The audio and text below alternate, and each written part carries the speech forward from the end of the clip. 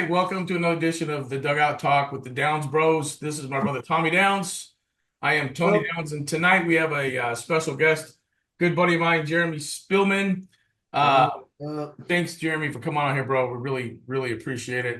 This Absolutely. is this is Mr. Baseball Guy here, and this guy has got an eclectic background and something I want to share with you really quick. So, Jeremy played high school baseball, played 2 years Division One junior college. Um, and then went on and got recruited out of the Collegiate League, the Summer Yeah. Collegiate League Yes, by sir. by Grand Canyon University, my alma mater. And then played 2 years with them. And of course, he rang up a bunch of all conferences, and he's this fucking stud. He's just a freaking stud, and a left-hander pitcher that can throw it a little bit, and he had a little off-speed stuff. So I know this because Jeremy and I have coached together, and he was working on his ERA when he was throwing BP to people and stuff. But Being but lefties, always doing that, man. anyway, I can't help it. Hey, no, my job is going to catch people out, man. Tommy, I swear to God, he's like, yeah, hit this, and we're like, oh my God, here we go. And then he just talked smack to him and piss him off. It was freaking awesome. Love it, man. Love it. So out of Grand Canyon, he was actually drafted in 2000 by Toronto Blue Jays. Yes, sir. 37th round in the Major League Amateur Draft, which I think is pretty cool. I want to touch on a little bit of that tonight. And then actually, and he just keeps going. So when he got out of baseball, pro ball, then he started, as a spring training pitcher for the Texas Rangers in 2003. I know he kind of did off and on with some teams, and then high school baseball coach for 14 years. Jeremy, 14 years. It's crazy. Uh, Yeah. Two regional champions. That's awesome. Head coach in the Arizona Collegiate League for 12 years. I think you and I were together for what, 6, 7 of Yeah. those years or something like that. So, Yeah, yeah. some of that with my boys, Tyler and Tate. Right. And then I was his assistant of his assistant. I'm sure he's got some stories there. Hey, you know what? You know what comes back to haunt me every time is when Casey tells that story when I threw that ball after I had arm surgery. Oh, yeah. And it freaking rolled all the way to the chalk line. Didn't even make it to the pitcher. Remember that? Oh, Everybody, oh, I remember that. Oh my oh my God. God, they He's a tease cutoff man. they tease me about that to this freaking day. That was funny. That's really all the Army really had, even hey, before that surgery. hey, Yeah. listen, hey, listen, hey, seriously. I mean, I'm kind of in his bio right now, but dude, seriously, that was foul ball hit to me. I'm coaching third, pick it up, no problem. Forget I had a shoulder surgery. I can't even lift my arm to right here, and I throw it, and it just drops and goes right to the freaking chalk line. Doesn't even make it. And the guys in the dugout, Jeremy, they all hit the ground. They're laughing, giving me crap, and I was like, I felt so stupid. But anyway, they still tease me to this day. They still tease me about that. But Yeah. anyway, so anyway, yeah. And then did we have a hat trick of the Yeah. champion? No, we lost the third. We lost in No, the that's for the the third third. one. But yeah, Yeah. okay, yeah, we did. But yeah. We went on a good run though with just some guys that could Absolutely. freaking play, man. Yep. Showed up every And day. you what? They showed up every day, man. They play. No, I They mean loved it. they actually did. We had one of those teams that guys actually showed up. Anyway, and then an assistant college coach at Phoenix College, junior college. They're Division One, right? Well, Division two. Division Two. Yeah. So from 2015 to 2022, and then of course prospect wire scout, site director for 10 plus years. Are you currently doing that? I'm off and on, man. Off and on. Yeah. Tough now with the family getting older and travel and stuff, but I'm Yeah. still around. Yeah. And then 2017, 2021, and 2022, NJCAA Division Two Baseball World Series. So this dude, and I'm sure I left out a bunch of stuff, but this guy has done it all when it comes to baseball. And we're gonna pick your freaking brain tonight and try to give some parents some Hmm. information from somebody that's been there on Yeah. both sides, on No. the high school Absolutely. side, on the player side, on the college coach side, and coach some freaking studs and help. I mean, one of his big things is developing, his players and his pitchers and getting routines. I know that for a fact. And he's a player's coach. Kids just freaking love this guy because he's kind Yeah. of funny too. So anyway, All lefties are, bro. Just so you know, all lefties are. Just so you know. Let's not Yeah. get out of hand here. Freaking lefties. You guys are crooked. I keep saying that forever. All right. So, Tommy, you're going to have the first question for my boy Jeremy. Hit him. Hit him All hard. right, Jeremy. Yes, So sir. you know, the JUCO level is a beast in its own when it comes to all of the levels we have for college ball. What's the hard part for recruiting at the JUCO level and trying to recruit those numbers, because obviously people can leave after a year, they can stay for 2 years. It's constantly a moving, revolving door. So what do you think the hard part is on that? To be honest, I think, for me personally, and the way we felt as a program is, as a junior college, you're a stepping stone, whether it be 1 year or 2 year, if it's time for you to go after if you've met your purpose and you've got some goals accomplished after your first year, we're not there to hold you back. I mean, that'd be selfish as a coach, as a program to, if ASU is recruiting you after your freshman year and they want you as a sophomore, then go. I mean, you're obviously ready if they're knocking on your Yeah. door. One of the biggest things here, at least in Phoenix, is we have 14 junior colleges. And so we have 7 within Maricopa and then 7 outside of Maricopa, and we're all fighting for the same kids. I think junior college is an overlooked route, but it's a route for development. And so when it comes to recruiting, obviously I'd say one of the biggest hurdles is on the players' side is the ego. Nobody wants to go to junior college. They think they're going to go Division One. And so you're chasing a lot of kids, and a lot of kids, they burn a lot of bridges, So, because they haven't, you know, yeah. So, Jeremy, I don't want to cut you off here, but you said something. I think it's important that we kind of talk a little bit deeper about real fast, and that's they think they should be Division One, but why do they think that?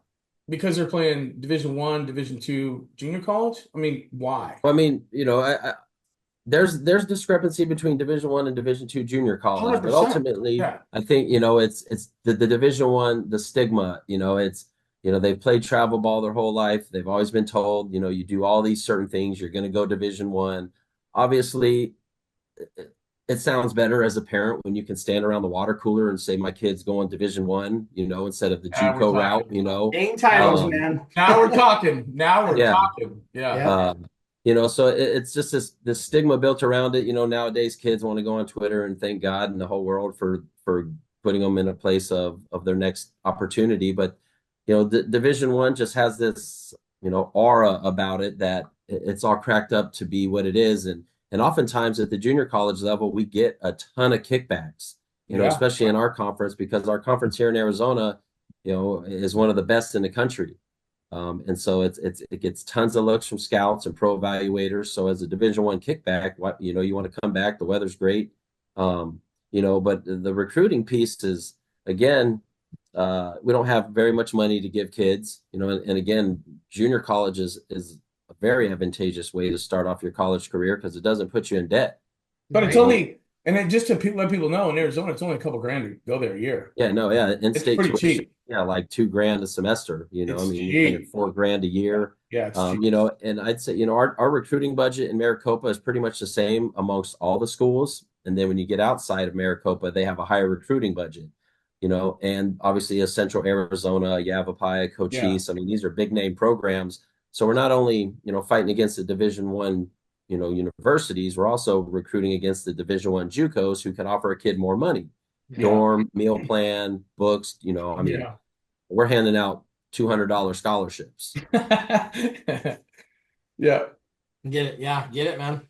And yeah, I mean, and you know what though? At the end of the day, I mean, listen, these kids are going to go somewhere where, they're going to get developed, kind of like you just talked about, right? It's important for them. And I Yeah. think that, a junior college route isn't about it. I went junior college. I was chasing the money. I just wanted to play 1 year and get drafted and go. I was doing Yeah. the same thing. And I had a full ride scholarship to Oklahoma University. Didn't take it. Well, I'm telling you, horrible, horrible advisement. I kicked my own ass back then. I had no idea. But it's Right. but again, those divisions like Division One back then and all this other stuff didn't have such a stigma like it does today, No, right? no, not even. It wasn't. It wasn't even about. I mean, and to be honest, I just wanted to play baseball. So who was ever going to give me Exactly. an opportunity? I was like, Yep. Yep. Out of high school, I could have gone to U of A, but I was also a 140-pound graduating senior who, was told, you can come to this big school, but you're not going to play right away. And they put that out there. You got to develop, you got to get stronger. These are the guys who are ahead of you. At the time, I thought I was a two-way player. It turns out, luckily, I just, put all my attention to becoming a pitcher. But freshman year of junior college, I gained 40 pounds. Just learning how to eat. I got in the weight room. I was able to develop. And so the junior college recruiting is helping kids understand what it looks like to develop. Like Yeah. you have to wait your turn. They have this microwave philosophy where they just put something in a microwave and here comes instant success. You wouldn't be going to a junior college if you weren't meant to be at a JC, right? Like if the writing's on the wall, you're going Power Five. Yeah. And then there's certain instances where there's other circumstances, but for the most part, if you're at a JC, that's where your skill level has brought you. Yeah. And Yeah. there's different types of JCs too. I mean, just like with any NAIA or even Division One, there's lowers, there's hires, there's they're different, right? All over the Yeah. country. In the Northwest, where Tommy and I are from, we have a plethora of junior colleges up there. Tons. Plethora. I Tons. mean, they're everywhere. We have more junior colleges than we have any of 4 years or anything else. So Oh yeah. Yeah, it's a same. Jeremy, you said something to me that really hit home to me because on the softball side of things, Hmm. not that I want to get into that side, but I've always dealt with the JUCO coaches that don't want to get rid of their kids until their second year is up. Hmm. So I love your philosophy of what you said, and I wish more coaches were like you, because you're They're right. not. If they're ready to move up, then and they have somebody that wants them, they should. They absolutely should. Your job is to develop and bring more kids in. But I always have the thing where they won't let me talk to their kids until they're on their second Hmm. year, and and Yeah. it sucks because I want them. I might want them right now. Yeah. And No, it's it, always it happened. happens. It happens. I mean, I know it happens here in our conference. I know kids personally who had opportunities to move on after freshman year. I mean, they're putting up, all conference first team numbers. They're pitchers, they're chucking low, not, they're dirty, they're ready to go.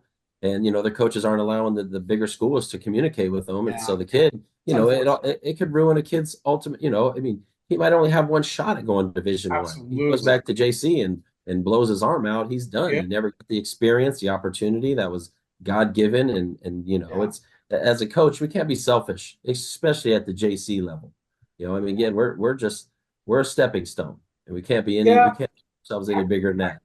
Tommy and I both agree with you 1,000%. I just wish, I mean, we know JC coaches. We've been recruiting with them. We're Mhm. alongside of them, and that's not what they're all about, unfortunately. But again, there's bad apples in every industry and whatever, you know. Yeah. It kind of is what it is. But Hmm. at the end And of I the get they day, want to win. I get everybody wants to win. Yeah. I totally understand that. yeah, Yeah. But no, again, Well, it's about the kids. It's not about us it's, and what we want. I know. Along again, back just to the recruiting piece of it, where we recruit everybody's best player.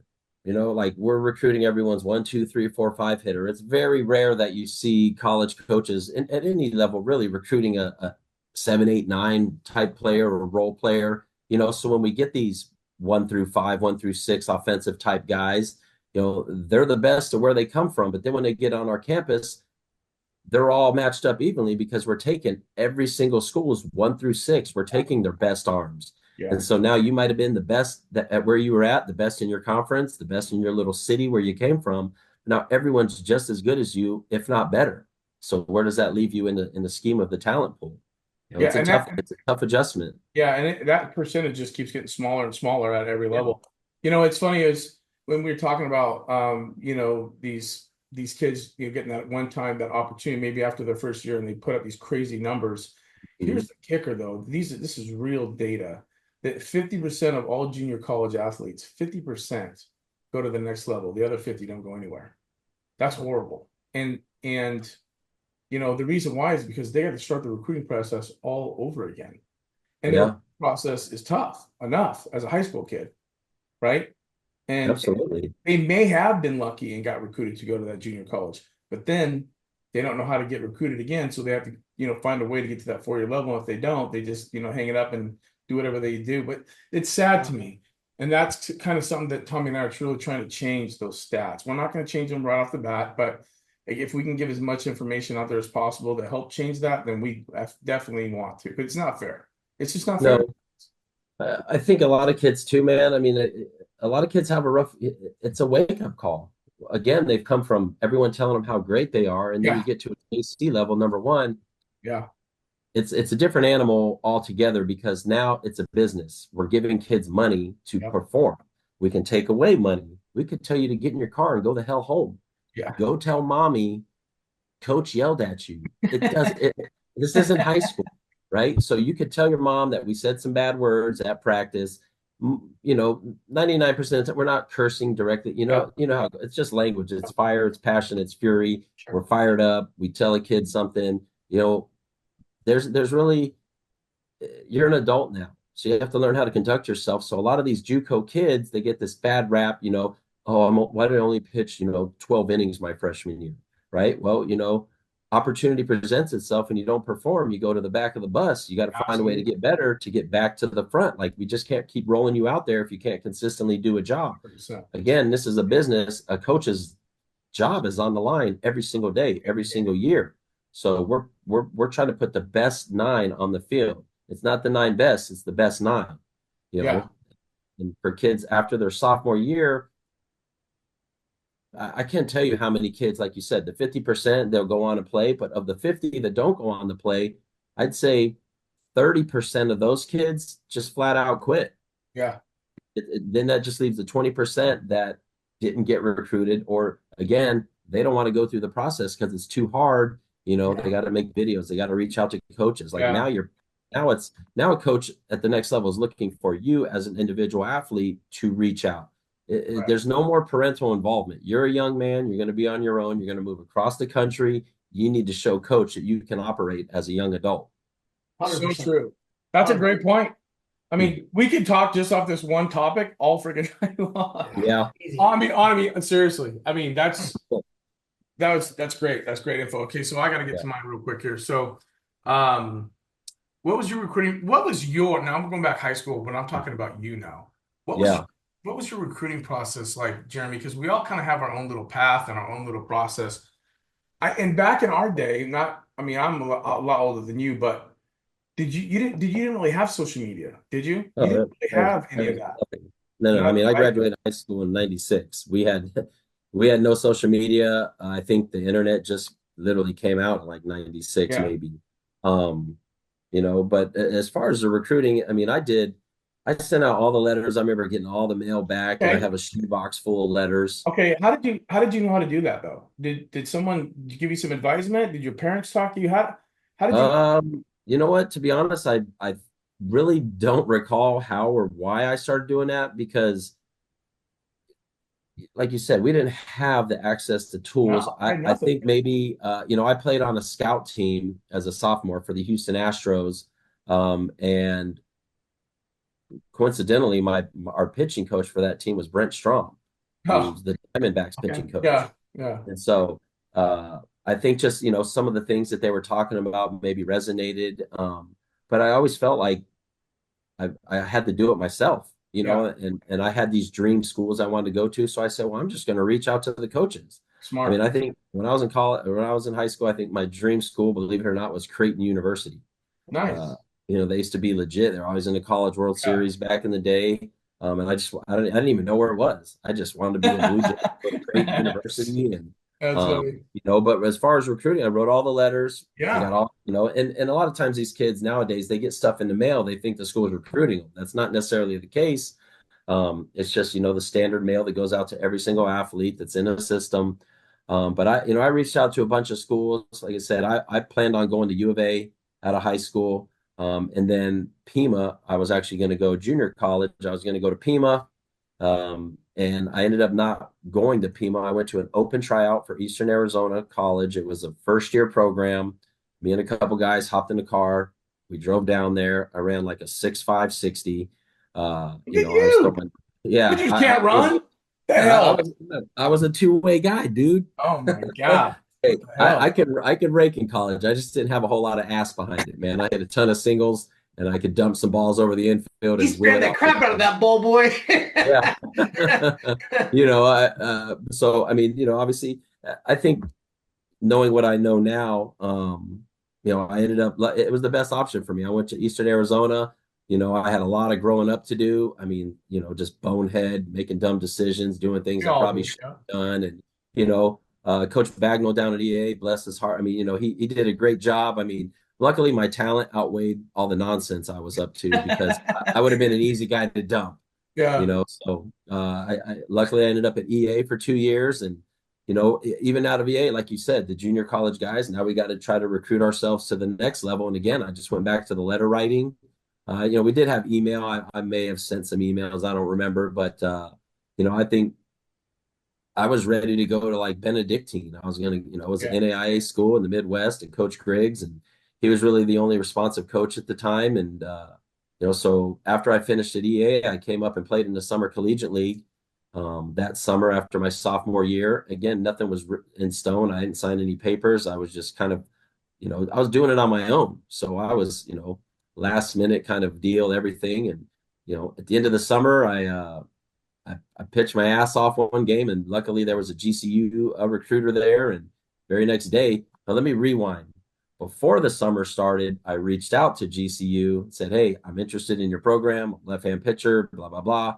They said, "Oh, that's great. We don't have any money for you. If you want to walk on, there may be a chance." But they weren't giving me anything Yeah. really, any real answers. And so back to the game, pitched. Next day after that game, I get a phone call. Hey, this is so and so from GCU. We'd love to have you come down and talk about playing here next year. And all of a sudden, they had money. All of a sudden, they had money for me. And It just came so, out. He just took it right out of the bank. Yeah. Damn. Hey, yeah, we got a little mattress money for Jeremy Spillman. Let's go. yeah. So they had the money, and it's kind of funny because my freshman year, I got a pretty good scholarship. I was kind of a bullpen guy. Then my sophomore year, I got more scholarship. I became a starter. Then when I went to GCU, I was coming out of the bullpen, had a little bit of a scholarship because, of course, they found some money. But then, I was all junior year. We were in the Division I phase, transitioning to Division II. So we played a Division I non-conference schedule. So U of A, ASU, we were playing New Mexico State, UNM, some of those schools, and uh, I made D1 all conference, out of the bullpen. But my senior year, I was a starter and I got more scholarship money. So it was like bullpen starter. And, obviously I was lucky to just get those 4 years in. And, at the end of the day, I was able to get drafted. Which I think is obviously that's the pinnacle because that's a rarity. Yeah. It's less of a percent that people actually get to go to the next level. And I Mhm. think that what these parents and athletes need to really listen. I hope they play this back again and listen to what you just said because as we talked about earlier, you're not just given anything. I mean, you went to junior college, you were in the bullpen, you developed your ass off to be the guy. Then you went to Mhm. GCU, you developed your ass off to be the guy. And then good things happen from that, right? And so Yeah. not only, getting you to the next level, but to offset some of that money, that budget, your family budget and be able to, so you don't have so much scholarship debt and things like that. And that's the key, right? It's no one's giving you anything. And if they do, they can take it right away. Yeah. Oh, yeah. At I that mean, level, absolutely. because you got to develop, right? Absolutely. Yeah. If there's no development, there's no progress. If there's no progress, then there's no use. You're useless. Yeah. And they It's can't dead take weight. It's dead weight. folks, they can take it away from you, and they do every single day. I mean, that's Yeah. the key. Absolutely. Tommy, you have anything, buddy? No, that was good, man. I'll go to my question too. So, Jeremy, give me some do's and don'ts that you have towards recruits when you're out watching tournaments, games. I mean, obviously I like to go, like I said, I work for Prospect Wire and which was great because it was like a double-edged sword. I was getting paid to work for the company. I did a lot of their content and video. But at the same time, I was recruiting for Phoenix College. So I was kind of getting paid over the summer to recruit, which is a bonus all in itself. But just, again, seeing so many kids, we did tournaments all over the United States, seeing so many kids play. And I try to go in looking for positives, right? I don't want to focus on any of the negatives. I let the kids expose themselves, Yeah. because a lot of times I have some pre-information, I like to get to the field early, talk to the coaches. Hey, who are your guys? Who should I be locked in on? Stuff like that.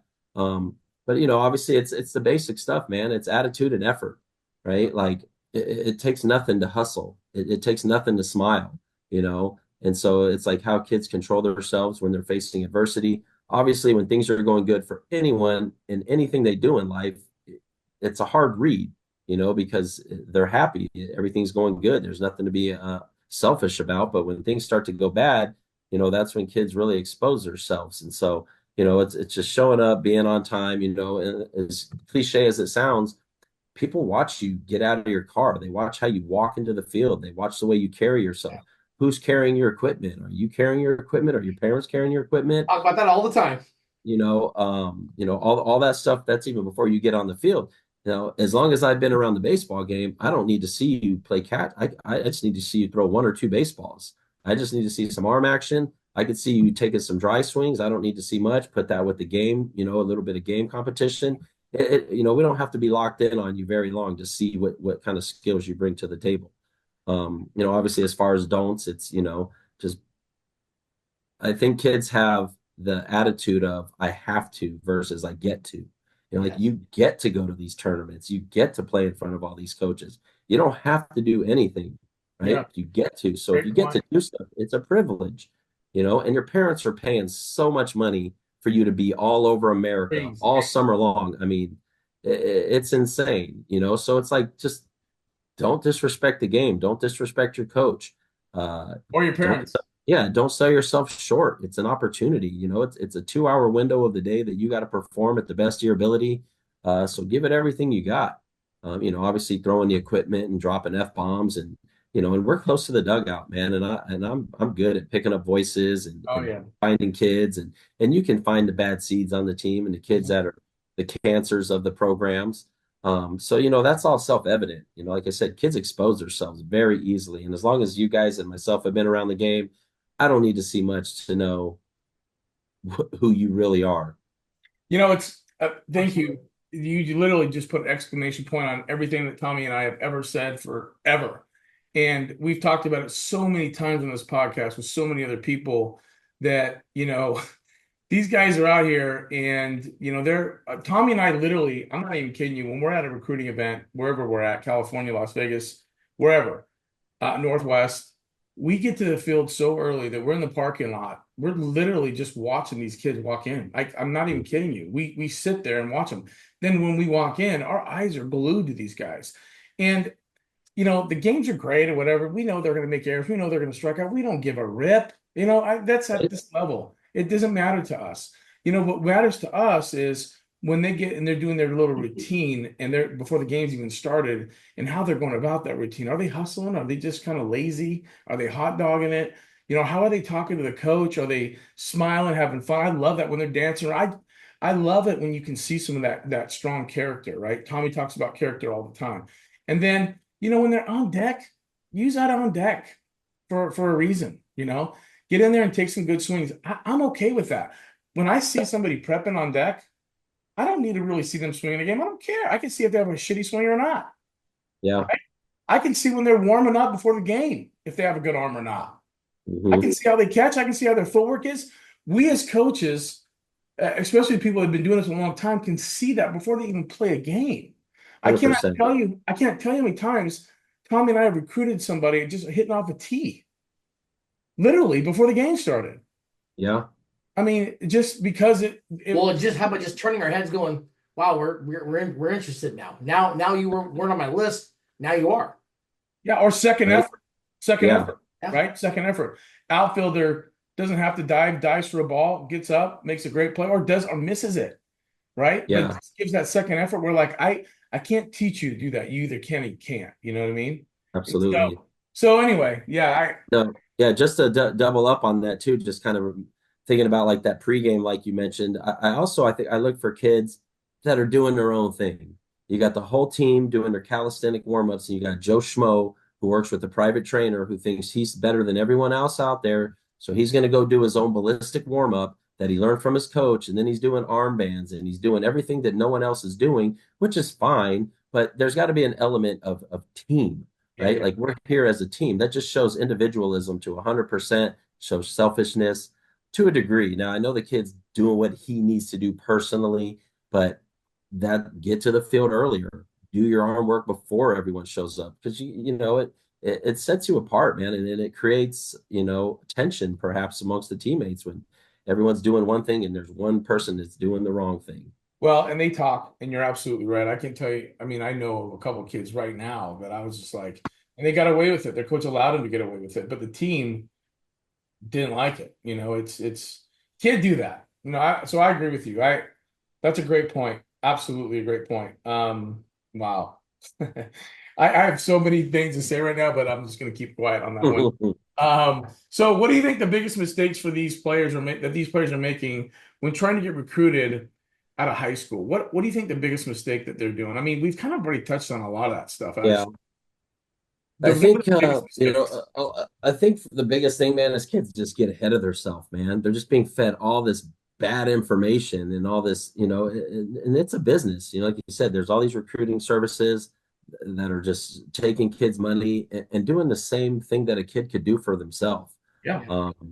So I think again, just thinking they're Vanderbilt, thinking they're, a Power Five, they're Arkansas, they're SEC baseball program, they think their caliber of their skill set, it's not where it's at. They got to be realistic. So I think that's probably, one of the biggest mistakes when they're trying to get recruited. A second thing, is like social media. You know, kids got to watch what they're putting on social media as a recruiting tool. I don't know anything about you. You're from Washington State and I'm in Arizona. I've never seen you play. I don't know anything about you, but I mean, I still do it every day. I'm a real estate agent. And, Yeah. when I'm working with realtors or whoever it is, I try to find them on Instagram, social media, so I Yeah. can get a face, see how they conduct business. And so, I think social media is a double-edged sword for a lot of these kids where, they're putting a lot of negative energy out there and that stuff doesn't go away. Not even a little Obviously, bit. yeah, and I'd say the number one biggest mistake is if you are being recruited, and it's not your school of choice, you got to be cordial with the coach. Like you got to thank them for the opportunity for them to take time to look into you, to want to have you, to recruit you. And I've had this happen where I've recruited kids at the JC level and they're like, "Oh, I'm going to go to this other junior college." And guess what happens the very next year? They're right back playing for me where they should have been, and they say, "Coach, I should have listened to you. I should have listened to you. You're right." But these kids, they think the grass is greener on the other side. I'm like, dude, the grass is greener where you water it, right? You could be at any place. It doesn't matter where you play in this world. If you put in the work and you're getting on that bump every Friday night and pumping shed and getting ground balls, everyone knows it's not your fault if your infield sucks, right? Yeah. I'm doing my job. I'm putting in the work. I'm throwing 90, 95. It doesn't matter where you play in America. If you're putting up these type of numbers, you will find an opportunity at the next level. And so I think a lot of these kids just they quit the communication. And then they want to come back and try to be nice to you after they blew you off, right? Like you were my number one recruit, but you thought it was better somewhere else. Now you want to come back to me. How do I take that? I mean, I'd probably still take you, but in hindsight, it's like kids line of communication. Always be thankful. Thank the coach for the opportunity. You're just looking to play somewhere else, whatever it may be. Just be honest. I think that goes a long way with coaches. Because if you leave a bad taste, word travels fast. We all as coaches know it's a big circle, it's a tight circle. Word travels fast. We talk about the same kids, whether it's within the same city or outside this. I mean, I've got my coaching length. It goes all across America. As many coaches as I know, Yeah. and I could and communicate with, and vice versa. They reach out to me too. So I think So communication is huge. yeah, I'm glad you said communication very at the very last piece because that was what I was going to really talk to you about. Because Hmm. Tommy talks about this all the time. Is the community really pisses him off? Actually, is the communication back? So you're putting some communication out there. They start, and then there's nothing, right? And you're Yeah, just like, wait a second. right. I'm committing to you. I'm communicating with you, and then all of a sudden you just kind of ghost me, and I get Hmm. no communication. And now you want me to want you? I mean, they just get crossed off. There's so many kids out there that don't give them an excuse to knock you off the list. Nope. Like you said, I Yeah. mean, you gotta be thankful, and you never close a door ever. Coaches understand. They know that they're not going to land every single recruit, even if you're U of A, ASU, whoever. They're not going to get every recruit that they want. and that recruit might go to the sister school, and now you got to see the kid play against you on a a conference basis. And again, it's the communication, man. It's adults, it's learning how to communicate, number one, because no problem in this world is ever solved without communication, right? So I It's just funny. don't burn a bridge. I want to. I think you know the story already, but something I wanted to share because this actually happened to Casey, Yeah, and I literally told him, I said, "You never ever burn a bridge ever," and he learned a hard lesson. So when he went to UNM and then he got redshirted, and then he had that issue with the NCAA eligibility because of his high school. Anyway, long story short, he went to he had to go junior college, right? Well, he tried to go, so he went out and worked out for Mesa, right? yeah, They loved him. They're like, "We're gonna give you this. We want you here. We can see you as our guy." Blah blah blah. They came out to our collegiate game. They freaking fell in love with him, and Casey did not respond back at all hmm, afterwards. And I told him several times, "Hey, you should talk to the coach." No, I'm gonna. He never did. I left it up to him because this it's not my journey. It's not my path, right? So then yeah. it just kind of came full circle. Mm, Then he went back to the coach and said, "Hey, listen, here's the deal. I would love to play for you. I understand though," and this is what he said. "I understand if you don't want me." He goes, Casey, we love you. We think you're going to be great, but we're not going to recruit you. This, yeah, I hope that was a hard learned lesson for you, but yeah, and I respect those guys for that. Rosie over there. yeah. I totally respect it, and I told him it was going to happen, and it happened. I mean, and this is my own kid, you know, and Right. Casey, he's got a big heart, but he just Yeah. they for whatever reason they're not giving Didn't want to give him the no. Yeah, no, I get it. didn't want to give him the It, number. Yeah. it's hard for kids to communicate it in the first place, man. And then to something so meaningful that they're passionate about, like communication is a lost art and it's not getting any better. Yes. Yeah, no kidding. That's because text. Everything's a Yeah. text. Text How and do you Snapchat. text? That's funny. All right, T, go ahead, buddy. So, Jeremy, what are your top two things you look for in an athlete? Like, if you're going to go out and say, "This is my number one. This is the guy I'm going after." What are the top two things you have to have? I mean, honestly, I think it's arm strength and just, I mean, it's such a broad word to use, projectability, but I mean, I'm Yes, looking for, it's a high lost waist. Yeah. cause. Obviously projection could go so many different avenues. But if I'm looking for the top two things, obviously, uh, digging a little deeper, it would be grades. Like I don't want to recruit a bonehead, Yeah, because if I give this kid all this money and then he can't even problem. get out of his fall semester, he's worthless for me in the Yeah, spring, yeah. and he stole somebody's money. I mean, we had a kid at Phoenix College who, no lie, probably would have been conference player of the year both years, and both years he was ineligible. And Oh, how every unfortunate. year we gave him all the fall reps, we were putting him in a two, three Wow. hole every fall game, giving him all the reps. He literally probably would have been conference player of the year, but come Christmas time when grades came out, done deal. Never played a lick of college baseball, but he could have That's had the wild. future in his hands. So obviously grades and then just the physical makeup, and I tell all these kids now, like, get in the weight room. Yeah. Like it shows, and we're getting ready to start up here after fall break here at the high school. We're getting into our little winter fall ball deal.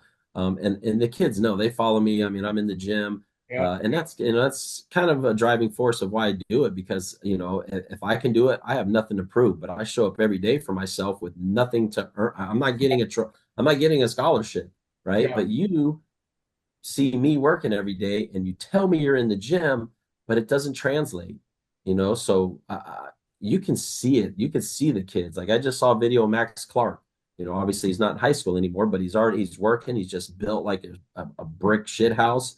His legs are huge. He's got forearms, and all that translates, man. And so strength and grades are probably, the two biggest things, because that just tells me that you're applying yourself, and you're ready to, you're responsible, you're accountable, you do the things that you say you're going to do, and it's evident by grades and your physical appearance. Yeah, Jeremy, it's funny you say that. When I'm out with recruits, one of the first two things I talk about is what's your GPA? Because Yeah. I know if they're a high GPA person, that I'm not going to babysit them. I don't have time to micromanage a bunch of people.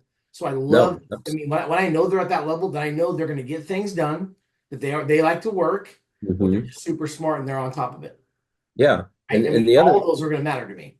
Well, the other thing too is when you have a limited recruiting budget, if I can get a kid on a GPA scholarship or presidential, Yeah, that's a starter for me, and that saves a scholarship for the That's kid that's called not so academically strong. 100%.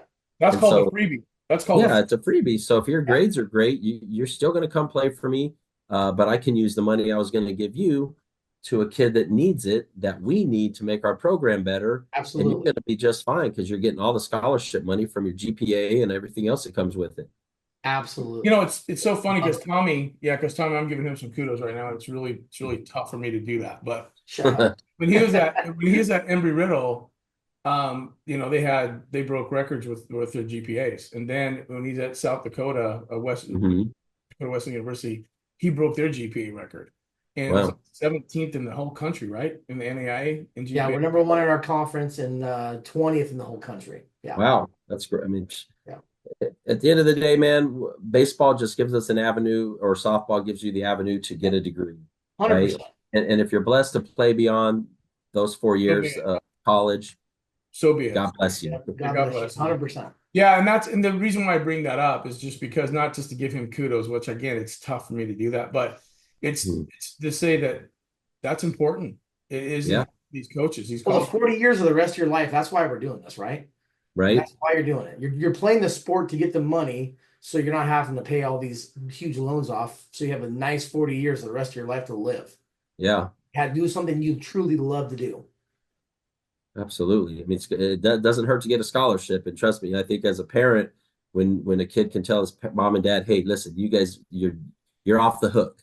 You don't Yeah. have to worry Yeah. about. You don't have to go into debt. You don't have to take out Yes. loans, plus loans. I mean, when I went to college, my parents had to take out a plus loan just so I Yeah. could, the extra additional 5, 6K Yep. that I needed to pay Yeah. for dorms and stuff. And obviously, parents are going to do what they can within their means for their kids. Yeah. Uh, but at the end of the day, when you can be like, "Hey, listen, mom and dad, I got good news. I got Yeah. a full ride. You don't have to pay anything. My scholarship, my financial aid, it's all going to take care of everything. No money out of your pockets. Put that money in the savings, whatever it may be." Dude, I mean, honestly, that's huge. And Tommy sees that a lot. I mean, he sees that a lot, right? And there's a lot of good players that just mom and dad don't have a lot of money, especially today, in today's world. See it Yeah. all the time. There's See just it not a lot all of the time. disposable income out there. Yeah. It's like pay Um, yourself back for all the money you spent on me for these last boy, 8 years traveling across America. yeah, No yeah. I kidding, mean, we right? know Unreal. Tommy recruited this young lady that they live in Round Rock, and that her mom and they have two kids. Her mom's a teacher. She literally Hmm. spends her whole year's salary with travel softball. Oh yeah. I'm Between like, hotel, dang, airfare, I man, mean everything. Yeah. Every, I don't everything. think. And they travel to Phoenix twice a week, Yeah. sometimes. Yeah. 3 hour drive. The kids don't have any idea how much money their parents are Yeah. spending on all. They have no clue. And that doesn't even factor in equipment, cleats, baseball bats. I Yeah, mean, everything that's else. an absurd number in its. Everything else. Yeah. It's wild. But so my question to you is this. This is going to be a little edgy. Okay. So I want you to, this is where you just let it go, man, because Tommy and I get excited when I ask this question because it is so true and it pisses me off so bad. But I'm gonna let you be the guy, okay? So how do parents really affect the players' playing time in high school, travel ball, how they get recruited, just because of their attitudes, or they can't stop, they can't. Okay, I told you this is a little edgy, but I mean we got to be honest. This is a big problem. No, it's a big problem. And I've been lucky enough to kind of be at the high school, then go to the collegiate level, and there was like this disappearance of parents. They're no longer hanging on the side of the fence, this and that. They're young men. They got to conduct themselves as young men, but you have like their helicopter parents. They just hover over every aspect of their kid. They won't let their kid, be themselves. You know what I mean? But like as far as affecting anything, I mean, sometimes it's just too much to handle. You sit there as a recruiter. I mean, we're oftentimes we try to stand back, up in the bleachers, or we tuck ourselves away down the line, but voices carry. It's the same old parents, time in and time out. They're yelling at the umpires.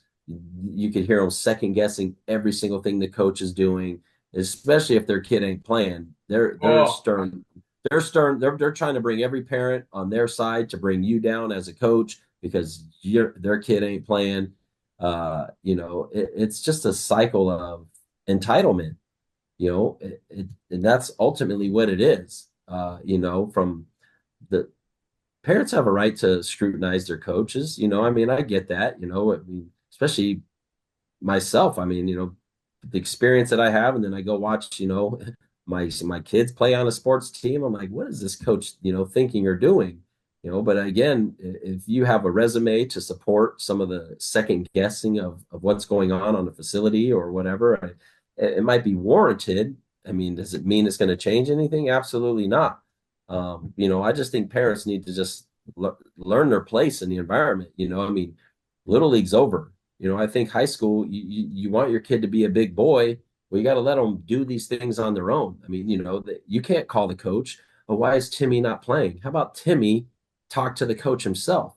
And then the coach is going to tell the kid exactly what needs to be heard, what he needs to do, and then he can go relay that message back to the family. But it's Yeah. like you want your kids to have all these things, but yet you won't let your kids do anything for themselves.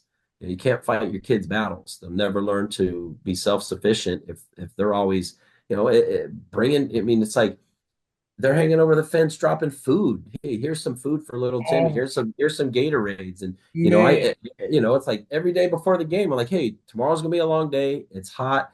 Stay hydrated. Make sure you as a young man go to Circle K, pick up a few Gatorades, get yourself some seeds, get everything you need. Because I don't want to see your parents hanging over the fence trying to give you food because you weren't responsible as a young adult to show up ready to rock and roll.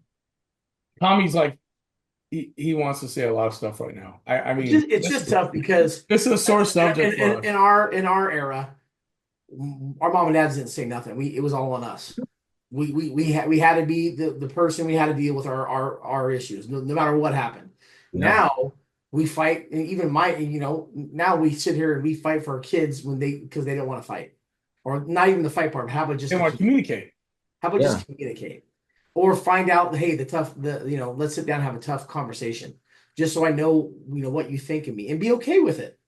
Like right. you said, put the work in, develop yourself. If your numbers aren't where everybody else is, don't be mad at the coach. Be mad at what you've put in. And Yeah. again, parents just don't see that because they're not at practice every day. They don't So see what No, their kids doing at yes, practice yes. or not at. I mean, not being maybe not showing up to practice on time or just barely going through the no. motions. It's Hundred ridiculous. percent.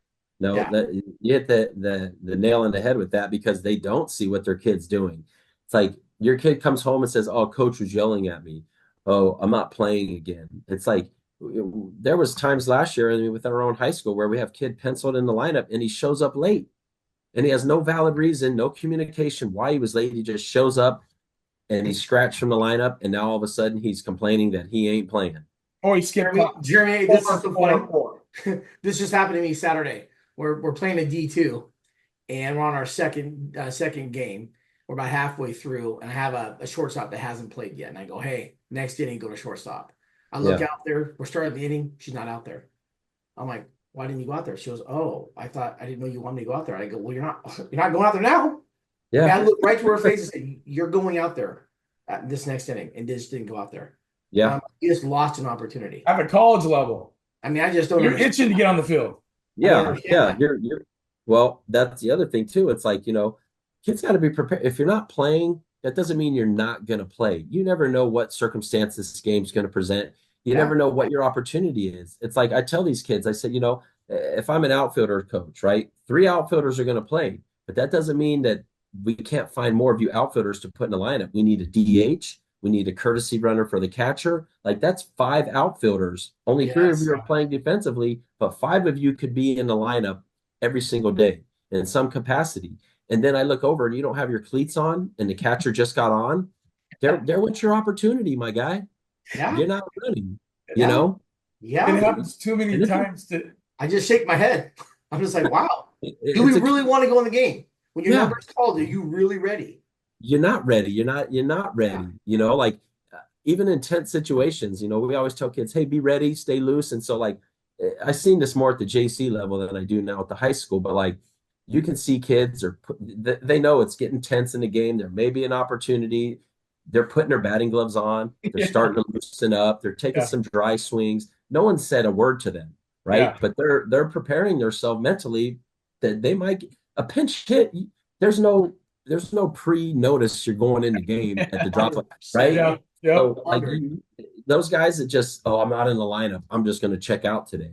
Hey, good luck trying to get it going again, buddy. You've already checked out, and they haven't even seen one pitch yet, right? So Yeah. it's the guys in the dugout. They're stretching. I can see them doing arm circles. They're doing bands if they're pitch like they're prepping themselves for the opportunity that may or may not present themselves. Yeah. It's true. Wow. I mean, That one I could go all day on. yeah, and the reason why I bring this up is because this is more of a PSA for mom and dad, like aunts, uncles, whatever. Like, get out in the outfield, get away from all the other parents. Like, be a fan. Don't Just be a enjoy the parent. game. Don't Watch don't what be a happens. parent right now. Be a fan, right? Yeah. Like, that's one of the things that I kind of regret is, we always on the field, we're always coaching our own kids, and I just wanted to be a fan. I didn't ever want to be around parents. We didn't have a John Gracio that walks up to the parents and Yeah. says, and then basically gives it to them and says, if you say one word, your kid's never playing for me again. You know what Yeah. I mean? We don't have any of that. So, but anyway, it frustrates me because we see it every time we're out recruiting. And Tommy is just like, I'm sorry. I mean, he's even asked the coaches, so how's mom and dad? Yeah. How's Oh yeah. how's whoever's taking 100%. care of them? How are they?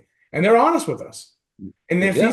he says, oh, right when they go, oh, Nightmare. I'm out. I'm out. Yeah. Again, there's a million kids. We don't need to take on this additional load, No, like the don't have skill time. set doesn't, we don't have time for that. And No. again, that is a question we have. Like, how are the parents? How are the parents of this kid? Oh, they're great. They're great, whatever. Or like you said, if they can't give you an answer right off the bat, it ain't right because they're thinking about how they're going to phrase a little political correctness when they talk about that family, because it's one of their players. And And they're again, paying. yeah, Yeah. and again, I myself as a coach am never going to lie about any kid in Yeah. any way, shape, or form to a recruiter, because when it comes back on me that I didn't, Yep. Well, you're relay not this part of trustworthy. it, Nobody's gonna want to yeah, ask you. Yeah. no one's going to ask. They're not going to trust my source as like, hey, Spillman's sending good kids to me every year. No, he sends me little crap heads every, like I'm not going to lie to you, man. He's got Yeah. terrible grades. He doesn't work hard. I'm constantly on him. He doesn't show up prepared, or he's in the weight room every day. His grades are great. He's a leader. He's the last one off the field. Those are the things I want to say about a kid, but I'm not going to make it up if it ain't true. Yeah. Agreed. So you athletes, you hear that right now? You better take that in. You better absorb that because Well, and something that that is something absolutely that Jeremy just said, and we've talked about several times, is that it's a very small community. I don't care what anybody says. Coaches do talk, and believe me, everything gets around about you as an athlete. It's just the way it is. It's just the way it is. Mm-hmm. yeah. And there's some honest coaches. I mean, there's some unhonest coaches because it's to their benefit to get that kid to the next level or whatever. But Sure. we see right through that though, right? I mean, Yeah, we no, absolutely do. And yeah, and of course, a coach wants to sell the kid, right? We're not here to tear the kid down, but I got to give an honest evaluation, and I might sugarcoat it a little bit just to make the kid look better than he may be, because I want him to get the opportunity. I mean, if you're as a recruiter already half interested because of something you may have seen, I'm not going to take that away from that kid, no. Well, But again, I will answer the question truthfully when you say, how's the parents? How's the work ethic? Is he in the weight room? Like, no, he's not.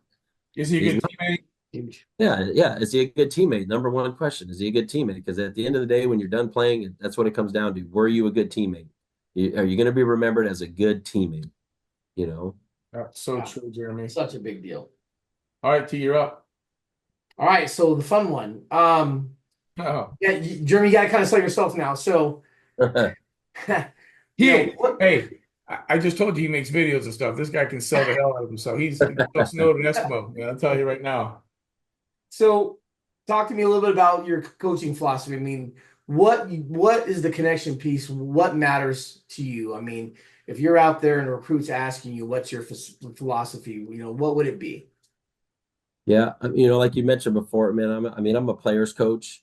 Yeah, So yeah. I've always just kind of had that relationship with kids where I've been a head coach. I love being an assistant coach way more than anything, because you have that opportunity to be a player's coach, Well, hold on. I want to add something real quick. So, so this freaking guy, Tommy, you guys are actually, you two are a lot alike because Tommy likes to have fun too, but as a head coach, he's got to be a little bit more serious. It's just, But, yeah, I have to be more but, Yeah, diplomatic about but this. Jeremy has been the head coach, but I mean, for many, many, many, many, many years. But when he says assistant, and especially at the college level, Jeremy's got this way with these kids, man. That when it's like good cop, bad cop, when the coach is kind of being pissed, and then Jeremy makes a little snide remark and gets them going again, and they start laughing, kind of gets them out of that, where they were prior. He's just Important. he's got his way with these kids because of his attitude, because he jokes all the freaking time, and he's making these smart ass remarks, but they're funny. He's hilarious, and they want to play for him. And not only that, though they want to do more because they want to make sure that they first of all they impress him, that they do good for him because he's going to bat for them all the time and everything else, but he's just a good dude with these guys, and a lot of the players really respond to that. Sure. I mean, trust and Jeremy, you connection is agree? everything, right? Without trust and connection, how do you really get anybody to do anything? How? yeah, no, they got to believe in the system, and I mean, from a philosophy standpoint, I was always a undersized kind of player, like the Dustin Pedroia kind of little mentality. I mean, I always look at it's like it's not the size of the dog in a fight, it's the size of the fight in the dog, man. I Yeah, mean, we're gonna go to battle, we're gonna see where the dust settles at the end of the day, but I'm looking yeah, for hard-nosed players, kids that'll run yeah. through a wall. I don't like yes man.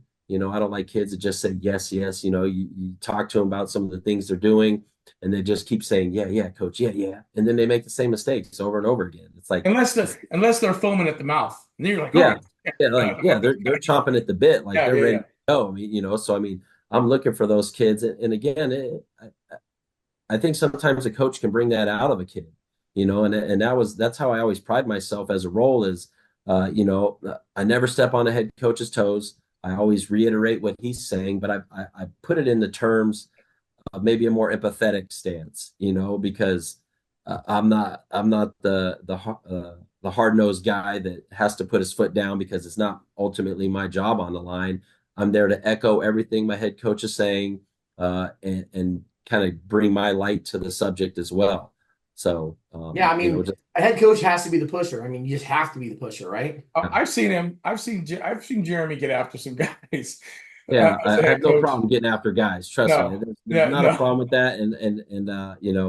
Uh, I could go on, post game talks and stuff like that. I Yeah, could oh, go yeah. on all day long with kids, but it's like, you know, I just want you to be the best athlete you could be every single day. I don't know what your 100% is, but I know what it looks like. And to me, it Yeah. looks like you're half-assing. You're not working hard today, buddy. Yep. And I can see it. And again, as many kids as we've seen, I don't need to see a whole lot to know that you're not giving me your best effort on a daily basis. And I'd rather lose putting a kid on the field that I know is going to give me his hustle and his heart than have some jerk off out there that's selfish. Even though he's a better athlete, I'd Here. rather lose a game with character than win a game with a bunch of boneheads. Yeah, no, Tommy says that all the time. Character, character, character. Right? My top Yeah, two things. I mean, if you don't have good character, I mean, then you're not a good person. Then I don't want you in my circle, number one. no, No trust there. yeah, and the character encompasses so many things too. Oh, But it's a big integrity, umbrella.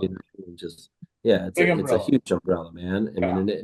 and it's again, all the skills you learn throughout the sport that you're playing is what's going to create the best version of yourself. Again, you're accountable every day for your teammate. You're accountable for yourself. You're responsible. You're on time. You're performing. You're doing the things outside of your job description to make you a better overall teammate. to give back to, to your team. It's like these kids, they travel around the country going to all these college baseball camps and these showcase camps, but what are we bringing back home? You know what I mean? Like let's go out and learn something. And if I learn some valuable information at a camp, I tell kids, you're a blue collar worker, right? Every blue collar worker shows up to the steel mill with their little lunchbox. But what's in your lunchbox or your toolbox, right? When you learn a new skill, put it in your Yeah. toolbox. I don't need to revisit catching the ball on your glove side or I shouldn't have to revisit some of these tools that you've already learned, put in your toolbox, and let's just keep adding more and more tools. Like, what are we really getting from all these camps and clinics? Because ultimately, when you go to some of these camps, they're awesome. And you can learn a lot of valuable information that you could bring back and again, give to your teammates. Share the wealth. I mean, if you don't share it, it's lost. Mm-hmm. Tommy, any question? Anything on that? No, Jeremy, you're awesome, man. This has been such an enlightening thing, and it's awesome that you're just reiterating what we've been talking about for weeks now with other coaches. Weeks, months. We are very thankful. Saying the Yeah. same. It's Yeah. awesome. It's Awesome. I don't see it getting any better in terms of I think kids are just the access. They should be way beyond their light year. And there are kids that take full advantage of the access that they have at their fingertips, right? Like you pull up your cell phone and you can pull up a workout, you can pull up a video, you can record yourself, and then you can break down your own video. I mean, we didn't have any of these advantages. I have access in this phone to every single college baseball coach in the world. If you know what I mean? Like I could find who you are and where you're at. I could get an email. I could send you email. I could send you videos. I mean, Twitter. I mean, access to everything. So there's literally no excuse why a kid can't be the best version of himself in today's world. Yeah, no, absolutely. 100%. Jeremy, I'm not going to end it with this, but this is something we're going to have a little fun with this because I think that, playing professional baseball, it just didn't come to you. It just wasn't handed to you. If, you guys are listening to this podcast, you heard Jeremy first say, he worked his ass off. He went to the college camp. He got seen. He developed. He didn't just accept being a bullpen guy or whatever. He wanted more and he just kept working and kept working and kept advancing and kept advancing. So all the work that you put in when you got drafted, what was that like? What was the feeling? Well, to be honest, I didn't even plan on getting drafted, man. Typically during that type of process, after performance or game, typically scouts will they'll put little questionnaires and stuff in your locker, usually by way of an assistant coach. Hey, make sure Spillman gets this. My first start my senior year against the University of New Mexico. I don't even know if I did that great, but I'm a left-hander throwing upper 80s. But with some Yeah, stuff, that thing with disco lights. mixing up off speed and stuff, Yeah. And then I got a Blue Jays. I got a Blue Jays deal in my locker. I filled it out, sent it back. Why do I want to be a professional athlete? There's some questions you answer, and that was it. My whole senior year, I didn't really even think about like playing professional baseball. I just focused on the time that I had, getting better. I was a Saturday starter. I was the starter on the second leg of a doubleheader. And I never realized this, but I keep in touch with some of the guys at the alumni games, and they said, you know why you started that second game? Because they wanted you to go CG. They wanted you to pitch a CG. It was the second game of the doubleheader. They didn't want to use the bullpen. They knew you were a workhorse. So, I remember I had like 150 pitch count one game, but it didn't bother me. I mean, I was working, but Well, that's because you were throwing all this stuff, man. You were just but just going through the senior year and just not knowing, and then at the end of the year, I remember I kind of had a breakdown. I mean, we went to regionals, we lost, and I literally, when coach took me out of the game, we were up in Chico, and when I got taken out of the game, I literally cried because I felt like that was my last time I was ever going to pitch in a game. Like I didn't know what my future held. Yeah. And I was just sitting around the house, man, on draft day, and I got a phone call. Freezer. I got a phone call, and back then I had an AOL. You got those free AOL dial-up freaking internet. So I was trying to follow the draft on the AOL, but it was so slow. And then I remember I just got a phone call, and lo and behold, it was the scout from the Blue Jays, and he said, "You've been drafted in the 37th round, and how would you like to be a Toronto Blue Jay?" I mean, Hell yes. yeah, I mean, I'm like getting choked up thinking about it, but it was Yeah, like all I could think about was just calling my dad. Let me call my yeah, dad. And so I called my pops, and I mean, he lived in Tucson at the time, and he was in the military, so he never really got to see me play college baseball. But he did retire my senior year, so he did get to come to quite a few of my games as a senior baseball awesome. player. But he was at he must have flown from Tucson to Phoenix that day, just to give me a big hug, and all the things he went through to put me in the little leagues and everything. Yeah, And the job was not done. Getting drafted is just a piece of the puzzle, right? And sure. like you said, the percentage of people that get drafted, uh, you're not even close to the end. You're not even sniffing anything. The average time of a minor league, or I'd say the average time that you get as a minor league ball player is about 3.5 to 4 years max. And that's all the guys that get to double A, single A, triple A, whatever it may be. Maybe you're in A ball for 3 years, but you don't have a lot of time. And being a 37th round draft pick, I was indispensable. I got $1,000. I was a senior. I had no leverage. Yeah, It wasn't like I could say no. I'm going back to school to see if I yeah, could do better. I was grateful for the opportunity. Give me $1,000. I got a couple baseball cards out of it, and yeah. I got the opportunity to play professionally, and having a professional stamp on your resume still You to this day. I mean, I can't believe it's been 24 years, man. I got drafted in 2000, and here we are, 2024. It still carries weight, man. So carries it's a been lot. Yeah, I know it carries a lot of weight. Your little baseball card that you take to the Diamondbacks. yeah. I got that one Yeah. too. He used to throw that at me all the time. Yeah, that's. I think it's important for kids to understand, and it's not just, you know, Spilly just sitting here going, yeah, I freaking. He worked his freaking ass off to get there. It wasn't given to him. He was a smaller guy. He developed. He did the things he had to do to get there, and even then, when he was there, he didn't think he'd made it, right?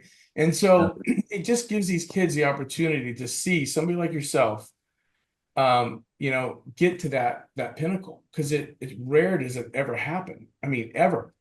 No, And, not at all. and you made it happen. I mean, you were a small guy, right? Yeah. In a big No. pond. And, So, I think that's important for, why you share that with these kids and these families to understand. Just like Casey, he was a little guy forever. He was a 5 footer. yeah. You know what I mean? And then he's 5'11", and all of a sudden it just it's so I just hope it gives these kids some hope and some drive that somebody like yourself can do it. They absolutely can too. And at the end of the day, it may not be the professional level that they receive, but that's okay. They can get they can get their bachelor's degree. Mhm. It opens up more doors, for them, and have a professional career. And I think that's the most important thing out of this whole podcast is these kids getting to that next level and getting their academics and opening doors for their life, their families' Yeah. life. What do you think? Right. Well, I'd say this, man. I think I always ask this question if it's at a camp or even at, we start the fall and stuff. I say, raise your hand if you want to be a professional baseball player. Like every hand should go up. Like, what are you doing here if your ultimate goal isn't to Yeah. be a pro? And it's not even, I don't think they even understand, it's to be a big leaguer. You don't just want to be a pro. You want Yeah. to be a big league baseball player, right? And so for a lot of these kids, you know, it's by the grace of God in college, like I mentioned before, baseball is used as an avenue to get your 4 year degree, right? I don't think and I say this generally speaking, baseball players don't go to college to get degrees. They go to college to play baseball, and while they're there, they're gonna get a degree, Yeah. right? Like Yep. 100%. you have the John Hopkins and the Division III Yeah. super Yeah. Yeah. smart kids. I'd say for the most part, we're playing baseball, and while we're playing baseball, why not get a 4 year Yeah. degree? But I tell you this, you're going to make the best friends in your life. Those are going to be your best men at your wedding. Those are going Amen. to be the people that you keep in contact with. So you high school kids, you put too much weight on what the high school kids think about you. And in reality, when the day you graduate, you might keep in touch realistically in person with 3 to 5 of those people. But when you go to college, you're with those dudes, maybe if you're with them for 4 years or the 2 year transfer, whatever it is, those are the people that you're going to be in your life the rest of your life, man. So you're going to have a Facts. degree. You're going to have the best friends you ever made. Yeah, and I will say, Tom. I mean, obviously, Tommy can talk on this like all day long, but these when you get to the college level. You're eating with your teammates on a daily basis. You're working out with your teammates. You're Yeah. hanging out with your You're teammates. sharing. You're sharing everything every single day for Yeah. almost 365 days, except for the summer. I mean, Yeah. minus those, but a lot of those guys hang out and work out together over the Right. summer, or they play together or whatever. So what Jeremy's saying is like you spend every ounce of your day with these people, with these athletes, and they just become family. They really do, and forever, forever family. I have the same thing. Tommy has the same thing.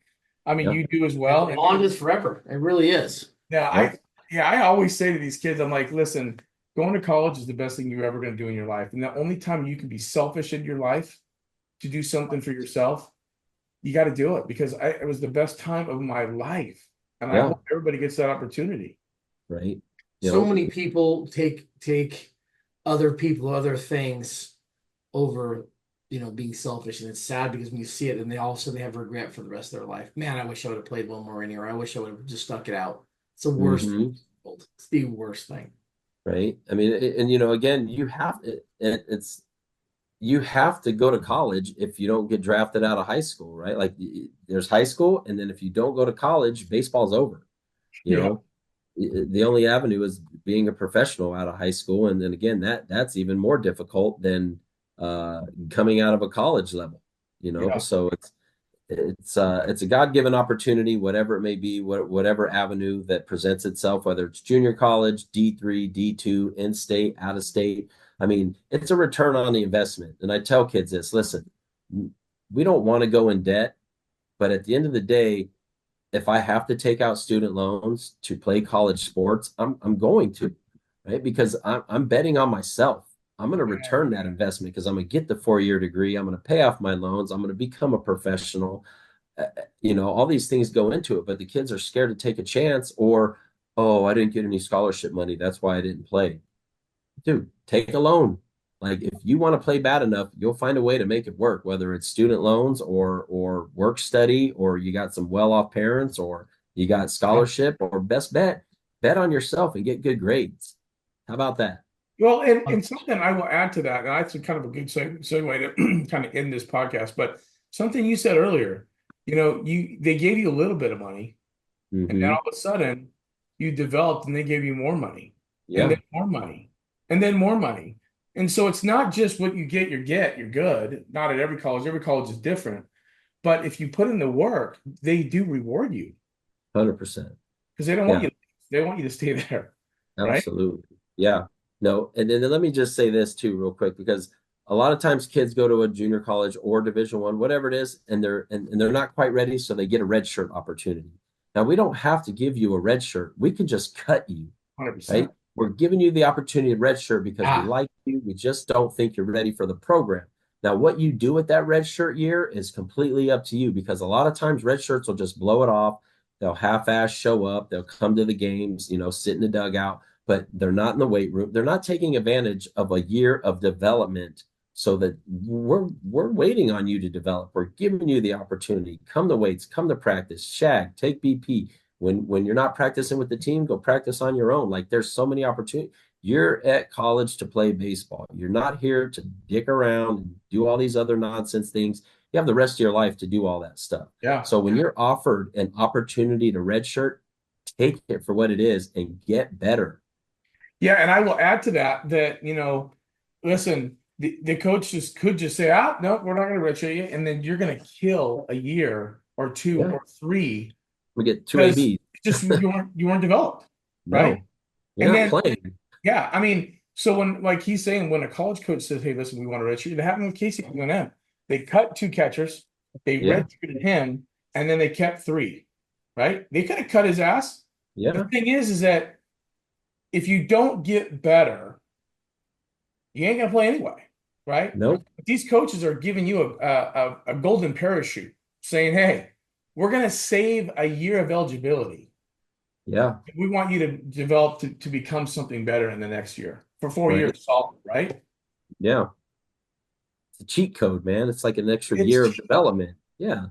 absolutely. Tommy, any questions? Anything on that? I mean, I know no, you I mean up on that that's one. so all this is so good. I just love it because it's refreshing as we talk about it so much. Yeah, And I hope that parents and athletes understand that this process is tough. But I often say with this generation, don't make excuses. Don't make excuses. You got to go out and put the work in, and that's what it's all about. I mean, we just can't sit here and go, "Why am I not?" or all these other pieces of these things. It's not happening for me to play. How about just put in some more work? How about just work? And Yeah. in anything in life, it takes work to be good at Yeah. it. Right. Yeah. Not everybody's going to be the best of the best. We're all given a certain skill level that we're equipped with, and we got to Yeah. make the most of that of what we're given. But again, you sell yourself short, you'll never know what you're fully capable of. That's why it's just lay it all on the line day in and day out. I'm only asking 2 hours. You're only at practice for 2 hours, bro. Yeah. Give me 110%, and then you can go do whatever you want the rest of the day. But I don't ever want to see any sign of weakness because I'm not asking you to compete it's 2 hours. Give me all you got. Give me your attention. Give me your hustle. Yeah. Yeah, 100%. absolutely. Love it. Love it. All right, hey, Jeremy, it was awesome, Yep. guys. This is this is a great podcast. I really hope that Yeah. this Thanks, Jeremy. That's awesome, man. Good these Yeah, man, stuff. I'm glad to be athletes a can part of really. it, man. I love talking baseball, man. I could do this all night. Yeah, I mean, you had some valuable things to say to these kids, and you really did give them some golden nuggets, and I really hope they take advantage of that. But I want to say thank you again from the bottom of my heart, good friend Jeremy Spillman. This is another edition of the Dugout Talk with the Downs Bros. Jeremy, you're the man. We will talk soon. Yes, Uh, sir.